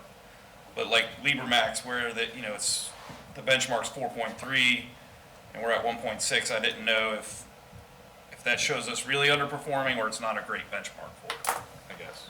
Yeah, it's a good question. So yeah, One Sharp, what I would focus on is, are they earning that, call it 6% a year? Close to it. That's because that's their strategy, and they are. So that benchmark, although we've had one selected, it's somewhat relative. LibraMax, they're focusing on an absolute return. So they're trying to earn a positive return every single year. And they're playing in very specialized credit markets to do that. So their longer term performance, you see the 3-year number is slightly negative, and that was due to the 1 month in particular, the March of COVID, when they had some mark-to-market losses there. Since then, their performance has been strong. I wouldn't put too much weight on the benchmark against LibraMax. I would put more weight on, are they performing positively? Gotcha. And they have been doing that despite fixed income markets in general this year, which are down, as you can see, like the high yield fund down, 14%. So in a year that, that market is down 14%, they're up 1.6. That's, gotcha. A fairly good indication of how they've been performing. But if they beat that benchmark, look at, I believe it's 10 or 20% of excess performance in fees. So they are, they're looking at it from that perspective, but they're also just trying to provide positive performance.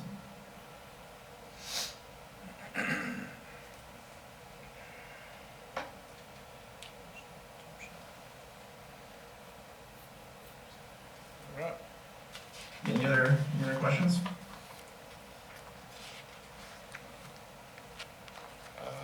No questions? Nope, I don't hear any. I would mention one thing, Cole, and I believe I mentioned this to you previously, and can't recall if I mentioned it to the board, but the new finance director is making sort of a policy change in the way we manage cash internally related to the pension plans. Previously, we had allowed internal cash to go negative during the fiscal year and made sort of a one-time investment account withdrawal toward the end of each fiscal year to bring those cash balances positive for financial reporting purposes. Through discussions with the auditor, it's been decided that we shouldn't be doing that. We shouldn't be allowing internal cash balances for the pension plans to go negative during the year. So we're looking at doing quarterly withdrawals now in an amount to keep those cash balances positive. Last year we withdrew about 23 million, I believe, toward the end of the fiscal year to bring cash positive. And really the negative cash balance is a result of the monthly benefits being larger than the contributions. That's the main driver of those costs.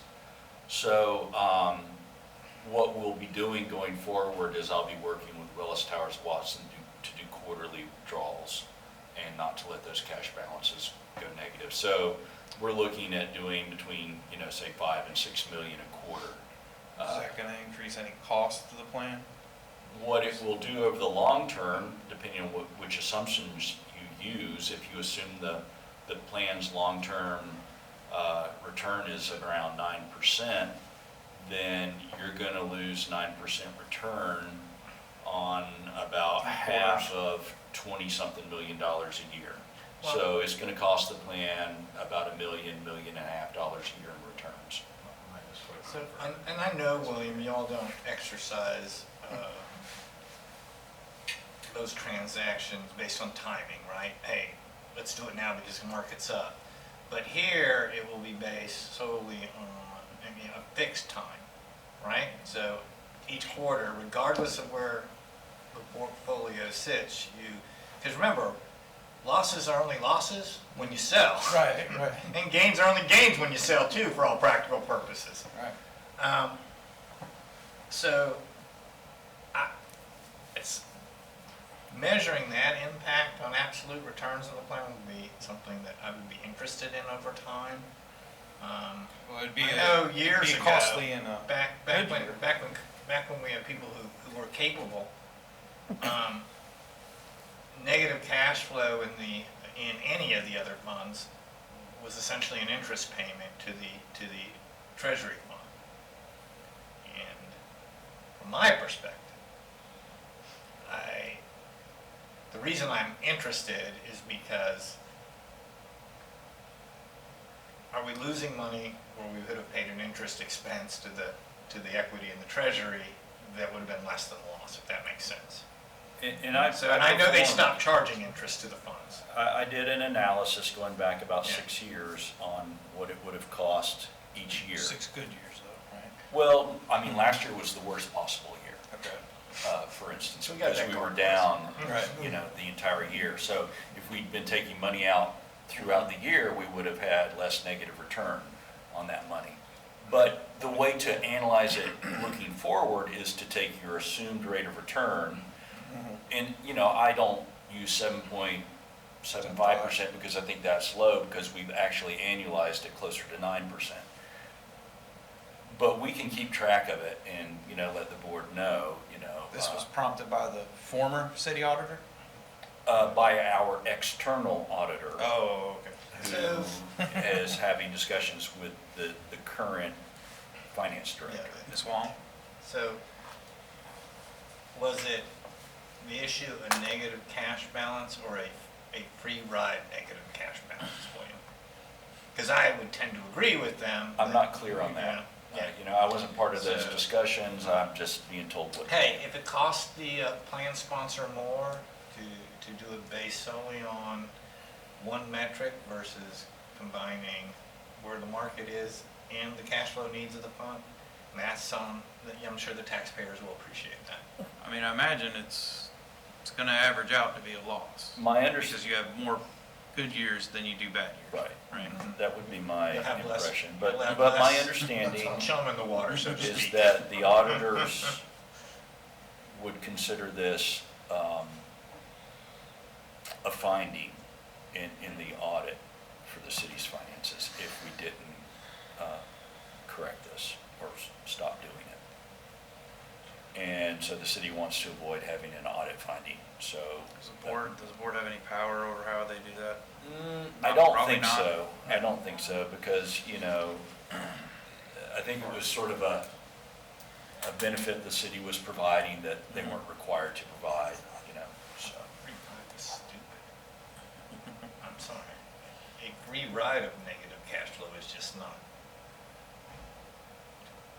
That is a really good deal. All right, I will say that. But it Yeah, I remember you ultimately- explained it last year when I was asking how we make these payments and I was trying to Kind of depends on. grasp it. But, When you're not earning. all right. Cole, did you have anything else? Sorry. No, that's it for me. Appreciate the time. Hope everyone has a good Thanksgiving next week. All right. Thank you. Happy holidays. Yep, likewise. Bye. 10:40. All right. Now, he was saying, he's gonna take the funds to, from some of these all credits and principal. That's like, Well, I think we'll have a discussion about it before we do any transfers. And what we would typically do is look at what's most over target and, also with a consideration of what we think is going to happen over the next 6 to 12 months. But make a decision based on those sort of factors. You talking on the call, some of these I've persons? been clear, I'm not crazy about all credit anyway, because I think that it's cost too much, and it's overpromised, and underdelivered, and we don't have any, a benchmark to compare to. All the benchmarks that are made up. Right. And it's not liquid, right? A lot of it's not. That's Like, one of my bigger problems. If it's 5%, it's great. Maybe that's good right now, but we can't take from it to make this purchase. Right, and, 5% is better than Negative 15. 0 or negative, Yeah, right. but it doesn't get you to your assumed rate of return, I know. so. It looks like Nuveen, though, their goal is at least our assumed rate. But Yeah. We'd be jumping into that on Yeah. the high end, though. I think the way the portfolio will evolve is that it'll be, like Harvey said, less alt credit. I mean, to be honest, the high yield in the Fallen Angels, those have a much higher correlation to equity than they do fixed income or anything else. That's why they're down as much as some of the equity is for over the past year. So, I think we'll see a shift more to real estate than some of the alt credit. So is the police and fire plan holding up a little better right now? It is. On It's paper than it looks than the general plan? It's 90? outperforming by a couple hundred basis points over the last fiscal year. So, but you're looking at, the trough of a equity bear market. So Right. it changes over time. Oh my God, the interest rates are going absolutely crazy. Yeah. And I don't know, personally, I'm not crazy about those guys. Wouldn't break my heart if we did a search. We got a 2-month lull You mean for a different, Willis Towers Watson, a Right. consultant search? It's really up to the board what you want to do.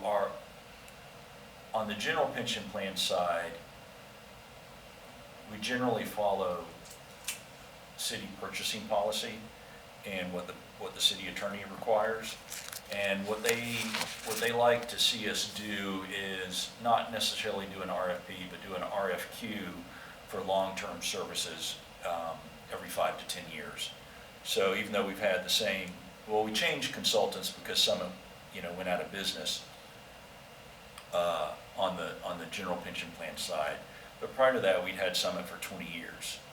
And, so what we would generally do is we would look at other consultants every 5 to 10 years. We haven't really done that with the custodians. We do that with the actuaries. But again, that's following city recommendations, which this board isn't required to do. Yeah. Well, I think we just agreed on the fee increase, and I don't think we need to visit it every month, but it's definitely worth looking into next year, or those to get maybe some other prices, right? Sure. See what else is up. An RFQ doesn't, doing an RFQ process doesn't mean you've got to make a decision about anything anyway. It's just a request for qualifications. the educational. Mm-hmm. We also don't vote with our emotions here, hopefully. No. All right, moving on. I think we're at the vested terminated benefit discussion. Steve, for a little clarity, you weren't here. It wasn't an attempt for me to jam something through the board in your absence. It was something that had been going on for 6 months, and I wasn't getting a clear answer. I'd been asking attorney and some other people, and I wasn't sure. Just to give you the background, when I went to the 175 and 185 classes from the state that the state was put on, they were always very hardcore about, like, this is the minimum, just like we were very concerned about minimum statutes. Is that going to disrupt this? if we make these changes, and et cetera, et cetera. And so, the only reason I was looking into this was because Cheryl Taylor, through other retirees, finally got a hold of me months later and asked me, she said, well, the last time I called, they said 65 now. And I said, nope, that's not right. And Look at her letter. I see it, but this was 2021, right? 2020, so it was 3 years later. I'd never seen this letter before, Steve. I know. I didn't know You she- only get part of There's it. personal responsibility. I'm definitely an advocate for that. I just did, I said, when did you call? Well, I called a few months ago because I turned 60 a couple months before that. And I was like, okay. And I'm like, no, yeah. It's like, I believe you guys were 60 when you left. 65 might be the general plan. So she was, and so I'll, look at, but I said, I started thinking about it, and everything I had ever looked back to said 55. From the. Because you're only familiar with the minimum standard. No. From when I went to the classes for 97, when they showed us the statutes in 97 and 99. Those are the statutory minimums, which this plan hit in 2005. Yeah, And right. before that, they did not, which is why you couldn't use premium tax for extra benefits. You can't use it for extra benefits until you are at all the statutory. Right, and I so I just kept asking, like, were we not in compliance, and should we have been, and which trumps which? Is it the ordinance or the statutes? And I never got a clear answer, but then Bob was here last month, said that the ordinance trumps everything, and I said, okay, fine, good, now I know. So, and I understand, I figured you didn't get all the information from the former member, because that's the way it typically is. Because God forbid that I show you evidence that I was informed and I just don't know how to read a calendar or remember when my birthday is. Right. But we're not talking about 20 years ago. She wanted to apply for a benefit in 2018, and we told her specifically that it's related to when the plan was there. And quite frankly, that we certified mailed the plan that existed when she left for her own review and consideration. Right. So, it was the comment that you always get bad information from risk management. No, not all. That's just simply not true. I think there's some confusion. More bad sometimes when people information call. comes from members than from my staff. I believe it. I believe there's more bad information. And trust me, members. if I had read something in there that wasn't right, I'd probably say, it was from April, so. But it's clear she checked with me before even determining that. And I will absolutely guarantee you there is nobody in this room, and that includes Bob, if he were here, that knows the provisions of that plan and how they got there better than I do. Correct. So, the other thing we discussed was you can't get a benefit until you apply, right? That's a requirement. That makes complete 100% sense. That's I get what we that. require of our retirees. I 100% accept that's where you're not going to just start mailing a check somewhere because someone turned 55 or 60 or 65 or whatever it ends up being. But we're not like Social Security where we then actuarially change their benefit if they don't come get it. What if someone doesn't come for 5 years? For whatever reason, I don't know, they were in Tibet. I have no idea. Whose money is that? Was the question. So what we voted on was It doesn't lead the plan, Eugene, so it's the plan's funds until it's dispersed. But it's allocated for that member at 55 or 60 or at that age. So the vote last meetings was to go back and pay them to age 60 because I believe McElroy had showed up right around his birthday, the month of his birthday. Both of them are less than 2 months, okay? Or less than what? They're not greater than 2 months. Oh, I thought Cheryl was like 11. No, she got it in January. She was due for November. When I was on the phone with her, she was 61 already. That's why I'm asking. And she hadn't been getting a benefit yet. But I'm just letting you know, that was what it wasn't. You can see how little sympathy I have for Miss Taylor. Well, just so you know, it wasn't a bad mouth risk reduction seminar. I was just saying that's what initiated it. She was calling me saying, why are they telling me 65? And We told her 60. I know, I see that. All right. Is there any other discussion? Oh, and if Bob wants to look in, I'm not looking for more work for risk reduction. I'm just wondering, could we not trigger something to prompt us to mail them a letter if they don't come then, or whatever? There's so few on vested. I know there's not a lot, yeah. folks. 42, Huh? 42. Is there that many? Nothing compared to. Is that on the state report or the VAL? Where do you That's see? a combination of both. It's a combination of both, okay. 31 and 8 or 11 or something. Well. Most of them police, right? I would guess, yeah, with our attrition One of these rate. days, I'll have that lately. philosophic discussion with Bob. Well, then, does that mean a member, a current person can say, no, I meant to retire 5 years ago and create their drop at any freaking time they want, regardless of what's in the plan? Because that's what, in fact, you have done for this person. Say it again. All right, you have a 20-year plan for some, it's 25 for new Okay. employees, right? The trigger for drop for those 20-year folks is 25 years of service or rule of 7. Correct. 24 years, oh man, I forgot to retire 4 years ago. I'm on my retirement date. Because according to Bob, it's statutory due when earned. Theoretically, it's earned at 20 for that person. So if someone wanted to walk out at 24, Yeah, and say, they give me just- the last 4 years, Yeah. well, that would be no interest, right? Yeah, I You see also where, violate the provisions of the plan. Right. So, okay. And, yeah. Well, we have a reverse drop, Yeah. but the person didn't hit the trigger to hit the reverse drop. They just created it using Bob's logic that it's due when earned. so the other question I had been asking was what the 97 provisions say, because it says, 10 years and age 55, and then 175-211 says you can actually start getting at age 50 with penalty. But it also just says 10 years of continuous service. And so I know you always said there's a difference between separated, terminated, or terminated, vested versus retiree. I see it in the ordinance now where you put. Yeah, it's But- defined. So why my question, I kept asking other people, Trish Schumacher and whoever, attorneys, as I said. So is there a difference between someone that came at 35 to 45 and separates, or someone that comes from 45 to 55? Because you see what I'm saying? Because at 45 to 55, you can get your benefit the next day, immediately. There is a early retirement definition within your plans Right. at 10 and 55, Mhm. and the definition of retiree is clearly stated, Right. immediately eligible to receive the benefit. I just figured that there wasn't a difference is why it got changed in 05. Why we rolled it back to 50, we rolled everything back to 50. No, we rolled it back to 50 because in order to be able to trigger the ability to have a share plan or to use those things, was you have to hit the statutory minimums. And the statutory minimum for early retirement is 10 and 50, not 10 and 55, not 10 and 60. So all of 2005's bargaining was related specifically for what was designed specifically for what purpose? William, as you recall? Meet the minimums. To get it all back on, okay.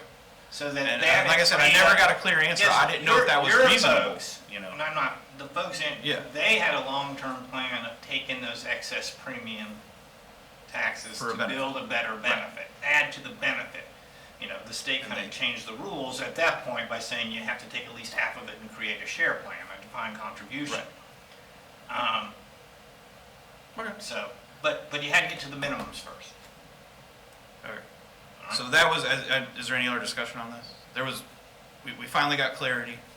I think we just see what Bob comes up with and, how risk management accepts that. He was gonna do something about where the vote, he was gonna have them sign, have something for them to sign, like a waiver. If they wanted their money back to 60, no, they're not gonna, right. Okay, all right. A lot of quagmires, Hmm? you get a lot of quagmires. I mean, I think they should be notified, if they don't tell you where they are, I don't know. Yeah, hopefully Workday could do it. They could tell us. We're gonna call them and remind them they turned 60. I don't know, maybe not. Or 55. Any other questions? Okay. Next item, premium tax revenue address database review. William, I wasn't asking you all specifically to try to research this necessarily. I was just wondering, does the state, or DMS or whatever, do they not have like a chart like we do for voting, you know, now this is District 3 and this has got rezoned. I didn't know if if it exists in the 175 world. It's not a Or chart 85. so much, they do have a spreadsheet you can download, and so I was able to email the spreadsheet to you, but we weren't able to attach it It's like to the city website because it was too large. In the It's spreadsheet, just addresses? these are addresses that are in the city. They come basically from the Alachua County Property Tax Collectors Database, and they are updated really on an ongoing basis, but you can download the spreadsheet, an updated version of the spreadsheet every 6 months. Well, you know, to be honest, we could just kind of spot check this, or I can. Yeah, Why don't I just so go in and look and see if some of the annexed addresses if are in there there? are specific addresses you want us to look at, What but kind of order is it in? Just by numerical? the Yeah, number, numerical. by Okay. the building number. That would make it Parcel number? So here's the issue I tried to explain in the description, though, is that you can verify whether an address is in the city or not captured here, but you don't know what insurance policies are attached to that address, and you don't know what If premium, any. if any, and you don't know what premium taxes Well, are attached to At the least we address. would know that they're in our zone Yeah. or jurisdiction. And so this was emailed That was to mine. you, and there's a I website never you can go to, and I'll send you a link to the website. It's a Department of Revenue website, and you can input an address and check to see if it's in the city. Okay. Wonder if that's updated. All right, okay. I kind of have a question that may solve that, are we getting the premium tax from the, so our tax revenues in general are based off the property tax collectors' lines for annexation after pre and post annexation. I suspect we have somebody monitoring that when we annex, those properties are in, included in the rules, I'm sure. And I I'm not sure suspect who that almost sounds is. like assume though, I Steve. believe. I should say, let me say, I should hope I that should when hope. we do an annexation, that is communicated. One should follow the other, obviously, Right, right? and there's a effect, it's not like they do a split tax year, so half of it goes there, half of it goes there. It'll be effective the next taxable year. After the annexation, you don't start receiving the revenues immediately, it's delayed. Purchase, you right on somebody's coattail, of course. I mean, just something that crossed our minds because of all the annexation that's gone on, and there's been a huge increase in property I have a insurance. question, though. Are we capped? I'm sorry? Are we capped? Capped? 6%, yes. What's the 6%? There's a 6% maximum, I think. I'm trying to remember in my mind how it actually works. Oh, I don't remember the percentage. It's a 'Cause that small, was what the big fight over was after Hurricane Andrew. That's when. the 6% of total, premiums, is that where, I don't know where the 6. 6% of payroll or something. I think it was 6% payroll. I don't know the actual percentage that we get from total insurance premiums, but it's a So- small percentage, obviously. It's listed in one of the In one documents of I the- sent yeah. out. It varies by the type of policy. You're saying there used to be a cap, it couldn't be over 6% of payroll? What or- brought to my attention was after Hurricane Andrew, Mm. when tax revenue, when insurance revenues tripled. Mm-hmm, In the city I was on the board, mm-hmm. was capped. And ultimately, way down the road, 10 or 10 years later or more, is why I got share price. So what, I'll look into that. I'm not familiar with it, to be honest. I'm not familiar with any caps. auto insurance keeps going up, and the 185 money goes up, and the 175 money is, I would suspect is gonna be much larger next year. It could be. Well, I mean, it's tied to the city of Gainesville, so, you know, I mean, Well, you'll with see rates- annexation and Right. the premiums didn't go up too much in Gainesville. There hasn't been that much annexation, large-scale annexation into the city limits. I think what Eugene Well, I was didn't, I meant, referencing but was maybe, development. maybe New maybe our development. zone Yeah, hadn't got development, updated right. 10 years ago. I don't know, if it wasn't tracking, but I'll throw a couple of Yeah, addresses. that's the percentage of which go where on there. I don't know about the cap of not greater than, anyways, And we were sent information from the division that shows a list of premium taxes received for the city Mhm. by insurance company. Mhm. but it was stated that that was confidential, so I didn't send it out to everybody. Okay. So, but you can look at it if you want me to send it to you, I can send it to you. The thing is, it doesn't tie to addresses, it's just the total amount of premium tax money received from each insurance I'll company. look at that list, and like I said, I'll check some of the most recent annexes we've done, annexations, and bounce it off that list just to see. You know. Okay. Just It's curious. September, the mayor signs the check once they get it, once they Right. release it, so you'll know. And does Good exact figure then. the 175, 185 that already came, what I was trying to ask you before in the email was, have they already been distributed to the members this year? The ones that came in for 21? So, I mean, the money goes into the shared plan fund internally, sort of accounting wise. And the system automatically disperses? Well, it doesn't get dispersed until you leave. You don't Yeah, but get you're it- constantly Just tracking it. reserved. Yeah, we just track it. Right, Yeah. I should have said It's dispersed. allocated. Allocated. That's what you got. Allocated. So I've allocated to police, because they have some ICMA share plan members who we have to do transfers to them. And there are some people who are required to get their final check. For fire, I'm working on it, it'll be done, by the end of the month. Yeah, police is much fewer eligible people No, too. no rush. So Yeah. it's Well, not as. Now. Well, Yeah. the thing is, I mean, anyone who retires, I'll do a spot calculation for No, them. yeah. So if they retire, they'll get their money. I believe the IFF was trying to bargain to change their share plan, and maybe they were trying to capture the 21, but it may be too late. That's all. William, will you send me, So- I get every year like a PDF of everybody and the disbursement or whatever. Do you, have Okay. you, Just wanted to- You created could that tell already? William. and if so, will you just send it to me? I just save them all. You can tie that change to premiums I can tax email that to received you. as of, Yeah, yeah, and that that's can what be a I'll do. So- perspective. Yeah, if you'll And email some At me. of least them, it that's not completely updated. There are some people on there that don't show retired, that have retired. tied it Oh, to okay. Well, receipts yeah, just, once it's paid for. updated, if you'll just send it to Apply me, the new I just save them, eligibility. because they always Well, call and me. that's before. already occurred though, for 21. It just happened. Right. But, Right, but. yeah. All right. But you can choose to allocate it retroactively however you want. Like, I mean, that's what police did. It took 2 years to. I looked like, I just didn't know if they had made the change So- prior to the funds coming into this. So, but the didn't know. eligibility for those years had been in, those years have passed and the eligibility existed. So that was my point, that you can do things and apply it to people who are not Gotcha. just prospectively. And it passed muster, so.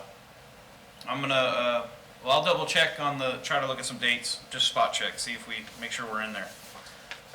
Any other discussion on 175, 185? Nope.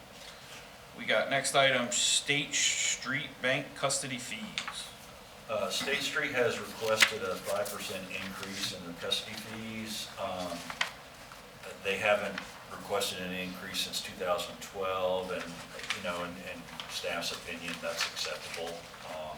Last year, the police and fire plant combined paid a total of about $137,000 in fees to State Street for the custody and reporting, and that would, a 5% increase would increase that expense by not quite $7,000.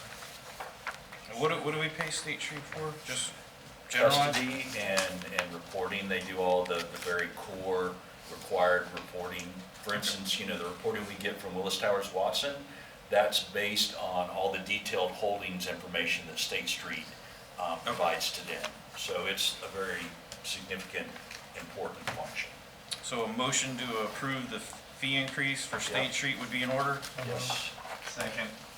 And also, if I could have the chairman and secretary sign this addendum, which is all included, that would be helpful.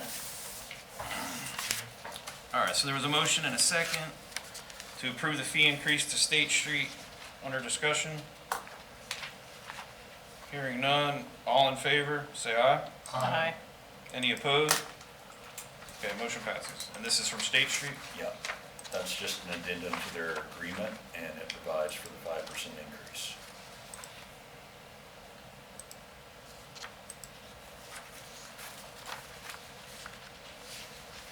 Steve, I believe you're the secretary. What, did you guys take that vote when I wasn't here? They did. No, you were here, I think. Oh, no, maybe you weren't. No, he wasn't. No, maybe you weren't. Arrested wrong time, you should learn by now. Gotta come to What, meetings. do I sign, buy, and then print my name, you know? You can just sign it and I can print your name. I Oh, mean, no, I'll print it. you I can- just- Yeah, sign it and then print your name. It says buy, not sign. I was just making sure it wasn't.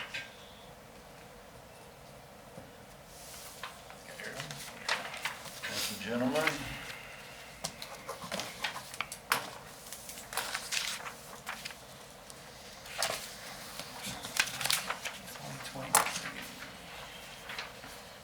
All right, no further discussion on that. Next item, calendar year 2023 committee meeting schedule. I think first one kicked off in February, correct?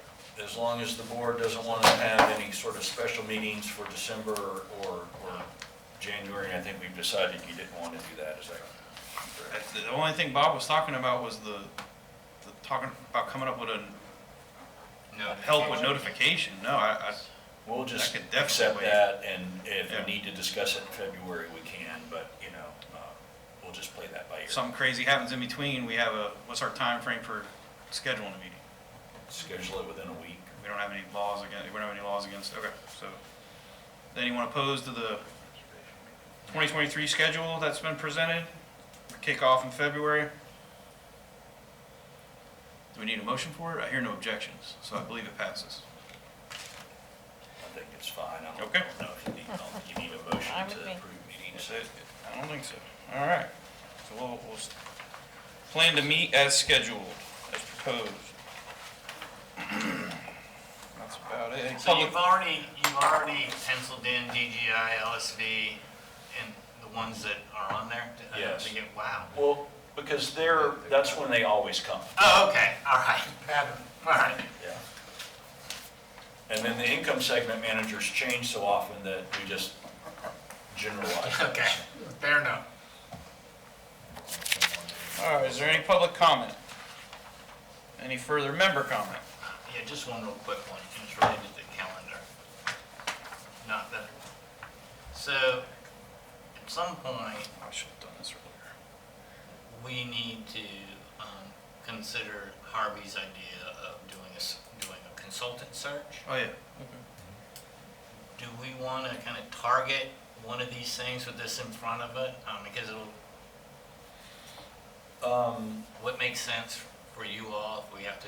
What are we on contract with them for? Is there a certain term, like a year, or it's not, it's open 30 ended? days, I think. Yeah, you can 30? terminate 30 with days. notice. Okay. It is a notice. I thought we discussed it, I just couldn't remember And I think what the board probably wants to do is discuss how they want to handle the RFQ, whether they want staff to do it or whether they want to create a subcommittee that's involved with staff. I mean, staff's generally going to do most of the work, but we can bring back the document, the RFQ document, so that you can see what the scope of services is and that sort of thing and approve that.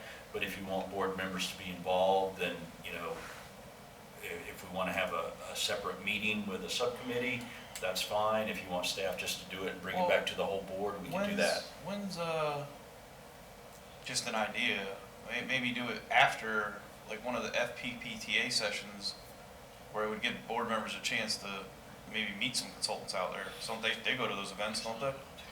Yeah, most of the consultants that are active in Florida go. Willis Towers Watson doesn't because I think basically they're We're only the only public one that pension public, client. right. Yeah. But, But, I know the money managers go, I assume there's consultants yeah, there. consultants are there as well. I think February I think there's a meeting at the end of January, trustee school at the end of January, so we could talk about it in February. We can put it, So, Yes, sir. that's, meeting them at a conference has no impact on the Correct. matter which I will evaluate somebody. Correct. I think step one is having someone explain the options on how to go about this search. RFP, RFQ, ITN. So, The pros and cons of them, William, if that's okay. Because I know there's positives and negatives of each manner in which you do it. And I'm not sure whether a request for qualification alone is going to give us what we want. I just don't know. and we would want to get Maybe more than just one. sending us those definitions, having procurement send them out? Sure. To all the board members so that We we can, kind we of can know? do that, we can have procurement send, to be honest, I don't know all the details. I've always sort of treated them as just semantics, you know, but an RFP probably What's the difference, gets- I'm sorry, for procurement and quote? What's the, Well, you're not required, this board's not required to Yeah. follow procurement, but we can use them to give us a guideline Right. on how to do it. You Would could they- would bring they your only- best would- friend here and say, hey, I want us to do business with you. right, I mean, you well, that's wouldn't. not, but, I mean, You wouldn't violate. how do we know who we're getting is only the lowest 3 quotes? Or is that the only ones we're gonna get, or how? No, what would be no. the- It's Probably they're all might not get qualifications and price. You can do it that's it. It's Right. not just like low bid gets it because. Right. you know, I'm just making sure. I want Bob's You consulting determine service the- does it for next to nothing. In the and proposal, that's in the what you get. RFP itself, in the document, Mhm. you would outline how they will be scored. Mhm. So you can create that, you know, usually it's a combination of, you know, experience, feedback from existing clients, Okay. the ability to All right, so that's provide. pretty- Similar it gets size pretty detailed. plans, Yeah. you So we know. call them existing clients too, once you. And know then, who you're and then doing and then we draw a line on how many we'll actually meet. Yeah, Right? so I mean, we're not gonna, but you said they're probably not gonna be that many. in Is that the what- past, we would get like a dozen, but recently, we did this for the general pension a couple of years ago, and I think we only got maybe 5 or 6 responses. Okay, 5 or 6, and they're not on the delegated there, right? No. So, what also though, I think what we wanna know would be fees for delegated or non-delegated, I imagine, right? Sure, we could Have an idea? we could ask for both. So that being said, I wouldn't want to limit the universe for only folks who can offer a delegated. Well, no, Yeah. no, if they do offer it, give us the fee for So both. with an ITN, you can take a look at, it's an invitation to negotiate, I'm sorry. You can start with this and then you can get into the nitty gritty after making a selection. So you may Okay. just, yeah, so that's why I just think understanding what we can do whatever we want. I mean, because we do get to set our own processes. But understand the pluses and minuses of understanding what they are may help us decide what is a better way to do it. That's all. We'll send I'm out not a saying we document, will. we'll send out something from procurement, and then maybe in February, the board Or can- March, or whatever, yeah, can whatever. decide how they want to proceed. There, yeah, so we would try to set it up for later on in the Yeah. year. Okay, yeah. And And by the way, response, so, You may need a committee, internal committee, just to cut it down 4 or 5, whatever. Right. and my comment about waiting till after FPPTA wasn't about some I meetings know, that may I was occur. joking, I was joking It with was, it was, you know, if we're looking at the list and saying, hey, these people were there, they sounded really good, why aren't they on here? Did they just miss the And we the would- notice, we or? will- Typically, we'll try to send it to firms that we, you know are capable and have a decent reputation. Mhm. And then we would also post it on Demand Star, which is sort of Okay. a purchasing website Or get some that anyone responses can go out. to and download it based on the type of proposal you're looking Here, for. what to- Gotcha. Sounds good. All right. Any other discussion on that? Seeing none, hearing none. A motion to adjourn is in order. Motion to adjourn. Second. All in favor? Aye. Any opposed?